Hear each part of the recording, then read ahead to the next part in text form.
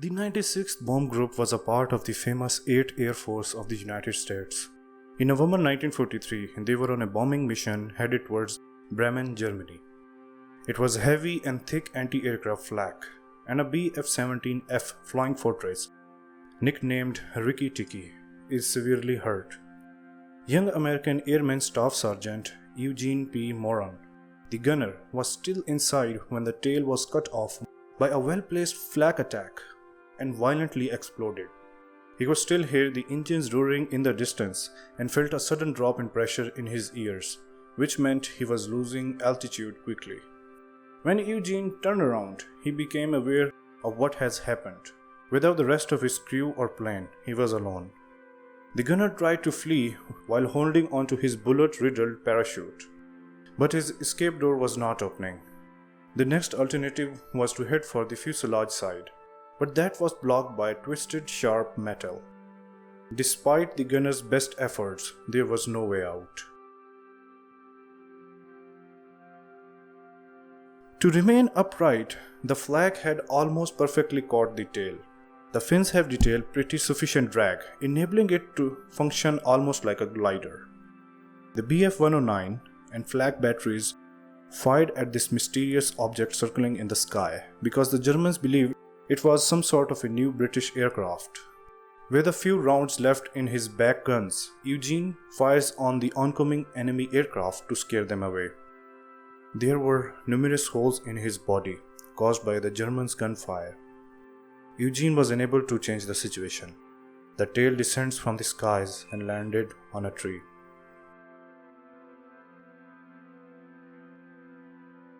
A Serbian POW is nearby.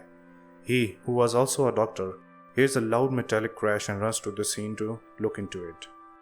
It was clear that this was a B-17's tail portion. However, the remainder of the aircraft was not seen. As he got close to the crash scene, he heard a faint, ghostly cry for assistance. Surprisingly, there was a tail gunner curled up in the corner with his head held high, covered in blood but still alive. The POW pondered how he managed to survive a breathtaking 28,000 feet fall alone and what had come of his crew. Being a doctor, the POW immediately recognizes Eugene's multiple gunshot wounds and rapid blood loss. Eugene tries to talk, stating that he could feel his skull moving and that it had been broken upon impact. As the tail struck the tree, Eugene's skull was broken when he was launched headfirst into the powerful 50 caliber machine guns. He was unable to move because of his severe shock. After being shot many times and having his skull smashed, the majority of men would not survive. The German guards saw the POW and rushed over with rifles drawn to investigate what was happening, while the POW was astonished by how tough these young American airmen was. The Serbian tells them that he won't be able to live like this for much longer and that he would personally assist them in fixing him. They consented to transport him to the camp and offer basic medical care.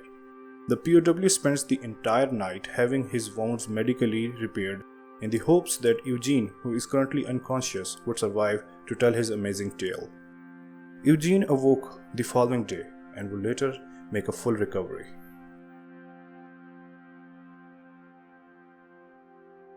But his nightmare had not yet ended. Sadly, he would be cruelly imprisoned in the POW camps spanning Germany, Russia, and Poland for the upcoming 18 months. He would make it out of the isolation chamber and be transferred to the infamous Hale ship in the Baltic Sea. Eugene would next face a 600-mile forced march from April of the year, in the midst of the harshest winters ever from February of 1945. He will eventually be liberated at Battlefield, Germany, on April 26, 1945, weighing only 128 pounds and released on December 1st of the same year. One of the most decorated airmen of World War II, he would get 2 Purple Hearts, an Air Medal and Gold Eagle, the European Theatre Medal, and the Good Conduct Medal from the USA. He would return to America after serving in the war, where he would marry Margaret Peg Finley and would raise 9 kids in a Wisconsin community known as Soldiers Growth. He continued to serve his country after this nevertheless. He will serve as a firefighter for the next 20 years and a fire warden for the additional 30 years. It was October 12, 2008. For his devotion to his country, the village would name an entire street Eugene P. Moran Park Drive in his honor.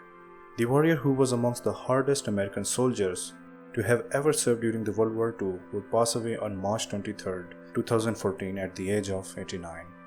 Subscribe for more videos like this.